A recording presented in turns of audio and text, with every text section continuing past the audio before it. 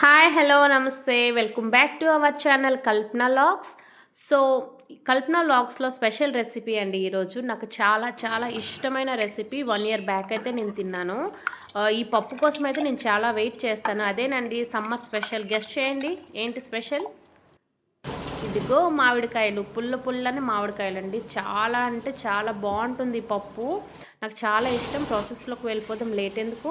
First అయితే 1 cup పప్పు నానబెట్టేసుకున్నాను. 1 hour పాటు నానబెట్టేసుకున్నాక శుభ్రంగా వాష్ చేసుకొని ఈ కుక్కర్లో మనం వేసేసుకోవాలి. నాకు చాలా ఇష్టం అండి ఈ పప్పు. నానబెట్టుకున్న పప్పులోకి మనం చిన్నగా కట్ చేసుకున్న మామిడికాయ బద్దలండి ఇవి. కొంచెం పండులాగా అయిపోయినా ఫ్లేవర్ బాగుంటుంది కాబట్టి వేసుకోవచ్చు. 1 కప్పులో ఇలా కట్ చేసుకున్న మామిడికాయలు, అలాగే వెల్లుల్లి రెమ్మలు, పచ్చిమిర్చి కట్ చేసుకున్నాను. అవైతే ఇందులో వేసుకోవాలి. డైరెక్ట్గా కుక్కర్లో అయితే నేను వేసుకుంటున్నాను. చూడండి, ఇలా పాయలు ఉన్న పచ్చిమిర్చి కట్ చేసుకున్నాను. సమ్మర్లో స్పెషల్ చాలామంది ఎన్నో రెసిపీస్ చేస్తారు, కానీ నాకు ఈ రెసిపీ మీద అయితే నాకు చాలా మనసు ఉంది. 1 టేబుల్ స్పూన్ పసుపు వేసుకోండి.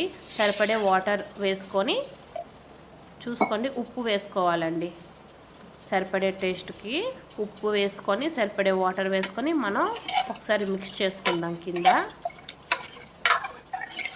ఓకే, మిక్స్ చేసుకున్నాక మనం ఇప్పుడైతే కప్పు అనేది పెట్టేసుకుందాం. లిడ్ ఒక 5-6 విజిల్స్ అయితే ఆఫ్ చేసేయండి. నేనైతే ఒక 6 విజిల్స్ పెట్టాను, ఎందుకంటే మామిడికాయ పులుపు కాబట్టి పప్పు అనేది త్వరగా ఉడకదు. సో పప్పు ఎలా ఉడికిందో చూద్దామా. వావ్, చాలా మంచిగా ఉడికిందండి. చూడండి, మెత్తగానే ఉడికింది. నేను ఎక్స్పెక్ట్ చేయలేదు, కొంచెం బద్దలుగా ఉంటుంది అనుకున్నాను, కానీ చూడండి మెత్తబడ్డది. యమ్మీ అండి. చాలా ఇష్టం నాకు ఈ పప్పు అంటే. చాలా సింపుల్ ప్రాసెస్. మీ ఇంట్లో తప్పకుండా ట్రై చేయండి ఈ సమ్మర్లో. పప్పు అంతా ఉడికిపోయింది కదా, మనం 1 గ్లాస్ ఆఫ్ వాటర్ వేసుకోవాలి. ఉప్పు చూసుకోవాలి. మరీ పలుచగా కాకుండా మరీ థిక్గా కాకుండా పప్పుని ఇలా మిక్స్ చేసుకోండి. చూసారా, చూడండి ఈ విధంగా కన్సిస్టెన్సీ వచ్చేలా చూసుకోండి. మనం పప్పు తాలింపు పెట్టేసుకోవాలి. తాలింపుకి అయితే రెడీ చేస్తాను. ఫస్ట్ స్టవ్ ఆన్ చేసి సరిపడా ఆయిల్ వేసుకుందాం. ఓకే, ఆయిల్ హీట్ ఎక్కాక పోపు దినుసులు ఫస్ట్ అయితే ఆవాలు, జీలకర్ర వేసుకోవాలి. ధనియాలు ఉంటాయి కదండి, ధనియాలు ఇవన్నీ 1/2 టీ స్పూన్లు వేసుకోండి. అందులోనే ఎండుమిర్చి తుంచుకొని వేసుకోవాలి. మీకు సరిపడే కారం బట్టి. ఎలాగా పుల్లగా ఉంటుంది కాబట్టి ఎండుమిర్చి వేసుకుంటేనే బాగుంటుంది. బాగా ఫ్రై అవ్వాలండి ఎండుమిర్చి. కొంచెం మాడినట్టు కలర్ బ్లాక్ వస్తేనే దాని టేస్ట్ ఉంటుంది.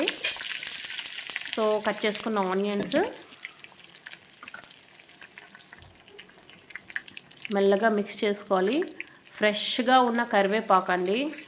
నేను ఇప్పుడే చెట్టు నుండి అలా తీసానో, చూసారా ఎంత ఫ్రెష్గా ఉన్నదో. ఇందులోనే మనం ఒక పావు టేబుల్ స్పూన్ ఇంగువ వేసుకోవాలి. బాగా మిక్స్ చేసుకున్నాక లాస్ట్ అండి కారం వేసుకోవాలి.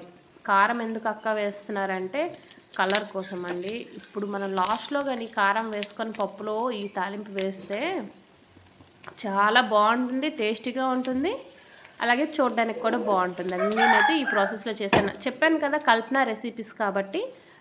నా వంటకాలు మీకు ఎవరికైనా నచ్చినట్టయితే తప్పకుండా లైక్ చేయండి, అలాగే షేర్ చేయండి, సబ్స్క్రైబ్ చేసుకోండి ఫ్రెండ్స్. నా వీడియోస్ కనుక ఇప్పుడు వరకు చూడకపోయిన వాళ్ళైతే తప్పకుండా లాస్ట్ వరకు స్కిప్ చేయకుండా చూడండి అండ్ సపోర్ట్ చేయండి. వావ్, గుమగుమలాడే మామిడికాయ పప్పు అండి. నాకు చాలా ఇష్టం. మీకు నచ్చితే లైక్ చేయండి. బాయ్.